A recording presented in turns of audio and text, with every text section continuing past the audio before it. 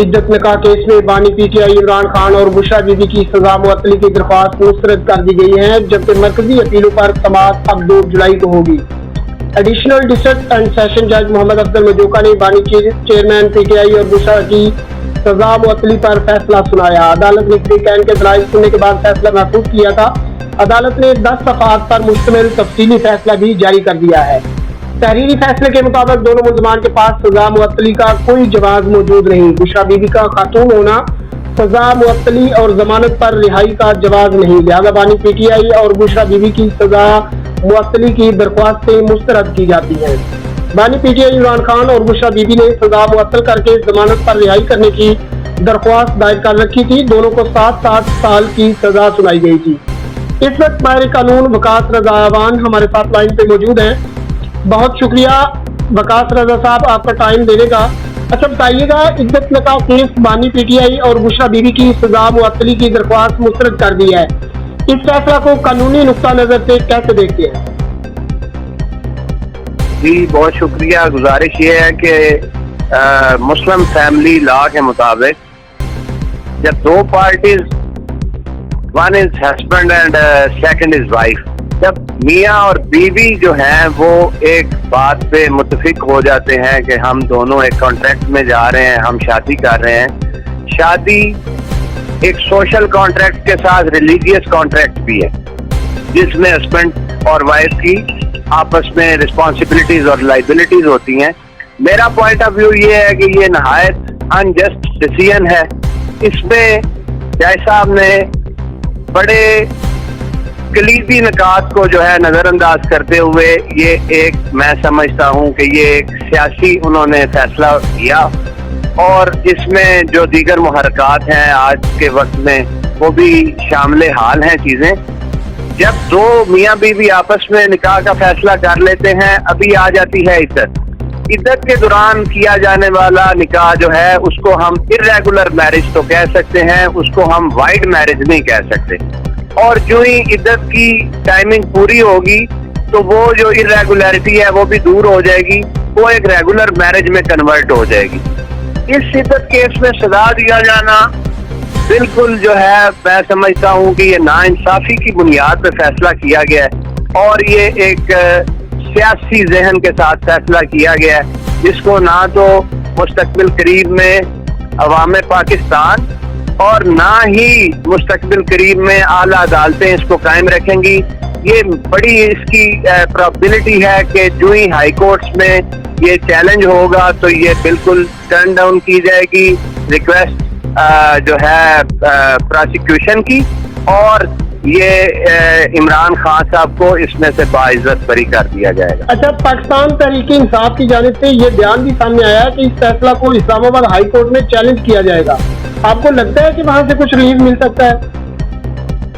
जी बिल्कुल, बड़े वाज़े इम्कानात हैं, क्योंकि ये एक इर्रेगुलरिटी अगर तो हुई है, क्योंकि हम लोग ट्रायल का हिस्सा नहीं है, मुझे नहीं पता कि इर्रेगुलरिटी हुई भी है या नहीं। अगर ये इर्रेगुलरिटी हुई है तो ये कोई इलीगैलिटी नहीं है। इर्रेगुलरिटी की कानून में बड़े हुक्म है, आला अदालतों के काफी सारे फैसले जो हैं आपके मेरे सामने हैं।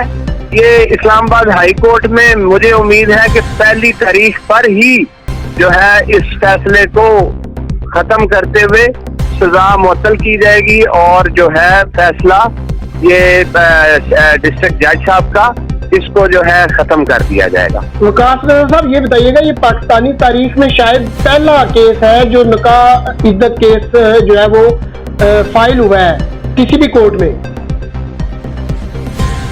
जी गुजारिश ये है कि मेरी और आपकी इसी कारदार में उम्र गुजर रही है, आप सहाबत के शोबे में हैं, हम लोग देखते हैं कि डेली की बुनियाद पर रोजमर्रा जिंदगी में लोगों के जो बुनियादी मसाइल हैं, कोई कत्ल हो रहा है, कोई डकैतियां हो रही हैं, लॉ एंड ऑर्डर सिचुएशन आपके सामने है, इन सारी चीजों को, उन सारे फैसलों को लोग 20-20 साल से अपीलों के इंतजार में है, उन सबको बलाए ताक रखते हुए एक इद्दत केस में किसी को सजा दे दिया जाना, वो उसका सियासी तो कोई नजरिया हो सकता है, मगर उसका इस माशरे की बेहतरी के लिए कोई किरदार इस फैसले का नहीं होगा। और मुस्तकबिल करीब में भी آپ کو اس فیصلے کی بنیاد پر غلط فیصلے تو کیے جا سکتے ہیں، کسی درست سمت کا تعین نہیں کیا جا سکتا۔ بہت شکریہ جی، بہت شکریہ قاسم رضا صاحب، آپ نے ٹائم دیا۔ عدت نکاح کیس میں بانی P T I Imran Khan اور بشریٰ بی بی کی سزا معطلی کی درخواستیں مسترد کر دی گئی ہیں، جبکہ مرکزی اپیلوں پر سماعت اب 2 جولائی کو ہوگی۔ آپ کو اہم خبر سے آگاہ کر رہے ہیں۔ ایڈیشنل ڈسٹرکٹ اینڈ سیشن جج محمد افضل مجوکا نے بانی چیئرمین پی ٹی آئی اور بشریٰ بی بی کی سزا معطلی پر فیصلہ سنایا۔ عدالت نے فریقین کے دلائل سننے کے بعد فیصلہ محفوظ کیا تھا۔